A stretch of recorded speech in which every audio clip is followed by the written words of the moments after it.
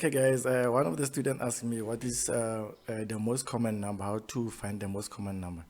Okay, this one is going to be real quick, but it depends on where you're going to use it on the question paper.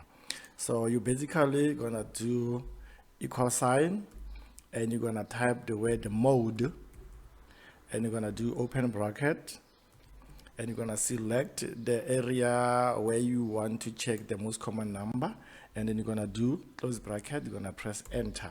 You can see the most common number in this area, it's the 2. Thank you. You can ask more questions, post them on our WhatsApp group, and then I'll attempt to answer them.